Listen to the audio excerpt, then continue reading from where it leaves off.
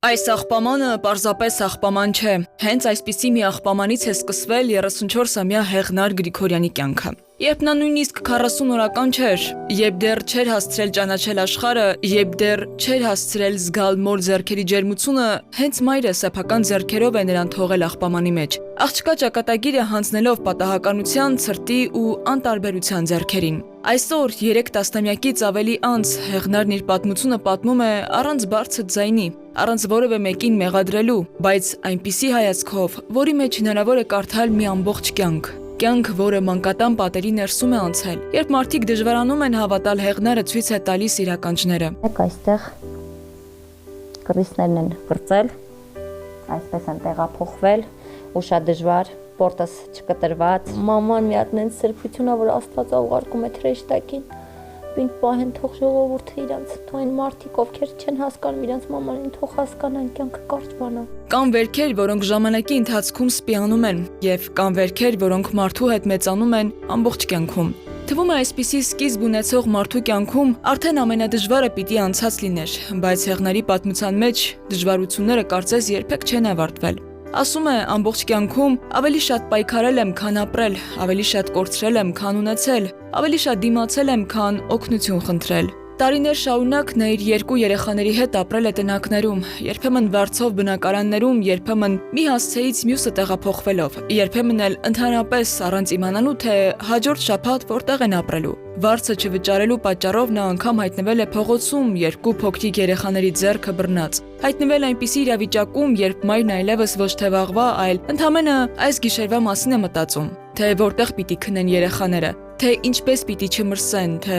ինչպես պիտի չզգան, որ աշխարհը նրանց նկատմամբ անարդար է։ Եղել է ժամանակ երազել է լողանա։ Լոգանքանք, տուալետ չունեինք անգամ գնում էինք։ Բայց դե լավ անցել ամեն ինչ, փառք Աստծուց, անցել է։ Հիմա տունն էլ ունեմ, տուալետն էլ ունեմ, առաջինը որ այս տունը ուզում էին գնեինք, զանգահարել եմ, տերերս տե չէին, դեռ պարտկել եմ $500 պարտկեմ տան տիրոջը, չեմ վերջացրել լրիվ գումարը, պարտկեմ, երբ որ զանգահարեցինք տան տիրոջ, ասի կներեք մի բան հարցնեմ, տուալետ ունեք։ Մենք օր աղը հայ չենք երել դուսնեն քնը։ Դոմիկի մեջ մենք միշտ որ ջուր ունենայինք, լողանացնեինք ուրիկին, միշտ եթում էինք, թեստերով եկալում էինք ջուրը, բերում էինք դոմիկ, փեջի վրա տաքացնում էինք ջուրը, որ քուրիկը լողանար։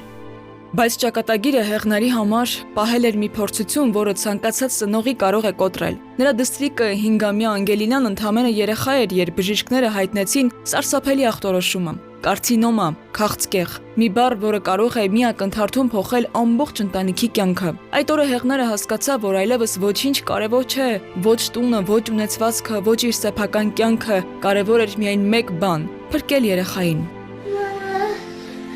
Չեմ դիմանում, ցաուն վստեր։ Իսկ ինչ էր մտածում այդ ժամանակ։ Որ մամաս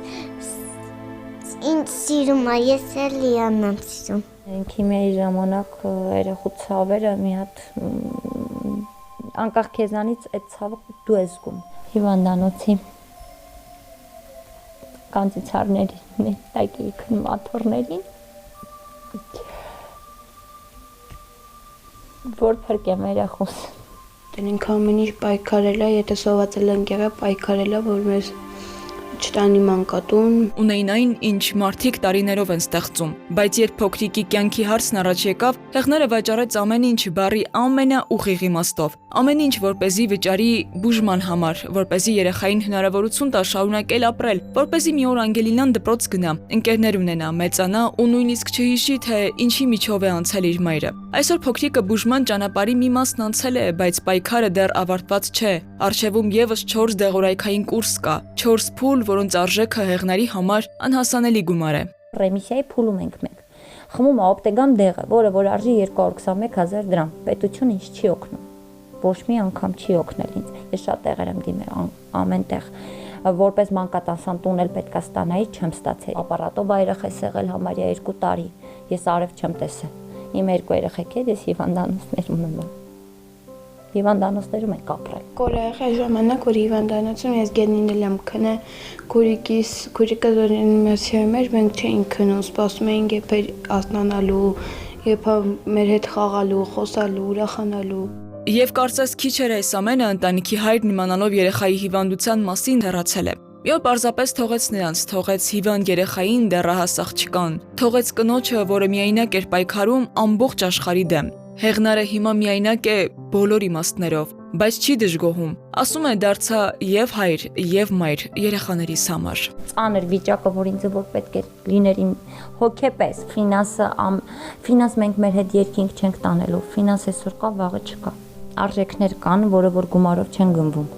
Ինքը պետք է հիմա այն ժամանակ լիներ իմ երեխաների կողքին, որոնք որ իրենք ունեին կարիքը։ Այսօր նրանք ապրում են Ալավերդիում, բարի մարդկանց շնորհիվ կինը կարողացել է փոքրիկ բնակարան գնել, բայց դրան տուն ասելը դեռ դժվար է։ Պատերը քանդված են, սենյակները վերանորոգման կարիք ունեն։ Ամեն անկյունում աշխատանքի կարիք կա։ Եթե տղամարդ չկա, Հեղնարն ինքն է աղջկա հետ անում այդ գործերը։ Եթե փող չկա, ինքը պիտի լուծում գտնի, եթե օգնություն չկա, ինքը պիտի շարունակի։ Ինքը շարունակում է հույսին ապավինած։ Ամեն օր նա գնում է փոքրիկ կրպակ, որտեղ սուրճ ու թեյ է վաճառում։ Երբ հաճախորդ կա, ուրախանում է, երբ չկա, սպասում է, որովհետև այդ մի քանի բաժակ սուրճից է կախված երեխաների օրվա հացը, դեղը, ճանապարհածախսը, վաղվա օրը։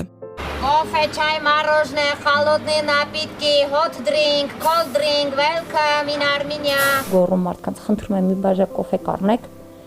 որ այդ 200 դրամից 100 դրամ դնեմ լույսի գումար կամ այլն այլ, որ իմ երեխան սոված չլինի, ծակոշիկով չլինի։ Այն ինչ որ ես չեմ տեսել ունենա իմ երեխան։ 1000 դրամով զուգարան եմ մաքրել։ Ու մարդիկ ինձ ասել են, լսենց մաքրի, նենց մաքրի, մաքրել եմ։ Հեղնարը չի ստանում թոշակ, նպաստ։ Փոքրիկ Անգելինան Վրաստանի քաղաքացի է եւ փաստաթղթային երկար գործընթացների պատճառով ընտանիքը զրկված է սոցիալական աջակցությունից։ Ընթացքի մեջ է, բայց երբ կլինի քաղաքացիություն, դեռ չգիտեմ, գոնե Ջուլիայով ստանամ նպաստ, որ կարողանամ թե բուժօգնությունը եւ այլն անվճար ստանամ։ Դեռ ես չգիտեմ ինչքան կտևի քաղաքացիությունից հրաժարվել այդ բոլոր ժամանակի հարցը։ Իսկ ես ուզում եմ հիմա ստանամ, որ կարողանամ գոնե 50% լույսս վճարել, 50% բժիշկ, ես ինքս ունեմ առողջական խնդիր, երիկամների խնդիր, աղիների խնդիր, ու սա գումարների հետ կապված անվճար չեն բուժում, որովհետև կամ պետք է ունենաս ապահովագրություն մեր օրենքով, կամ պետք է ունենաս անապահովության, ոչ նա ունեմ, ոչ նա ունեմ։ Աշխատավարձս 60,000-ից ավել չի լինում, եթե հաշվենք, բայց դա աշխատավարձ չի ստաբիլ, ես չունեմ աշխատանք գրքույկով։ Սակայն թղթերի եւ օրենքների աշխարհից դուրս կա մի իրական կյանք, որտեղ հիվանդ երեխան սպասում է իր բուժմանը, իսկ մայրը հրաշքի։ Ամեն ռեմիսիայի վերջի փուլն ենք։ Ես ուզում եմ, որ իմ երեխան կյանքում էլ չհիվանդանա, դրա համար ես եմ վերջնական այդ 4 կուրս այդքան պայքարել եմ։ Ատամ եմ կորցրել, ներվային համակարգ եմ խախտել, ամեն ինչ տեսել եմ այս կյանքում, ինչքան անարդարություն կա, ես տեսել եմ այս կյանքում։ Ուզում եմ, որ վերջնական իմ երեխան առողջ։ Այդ այն երազանքը։ Ես միշտ երազել եմ, որ քուրիկս ապրի։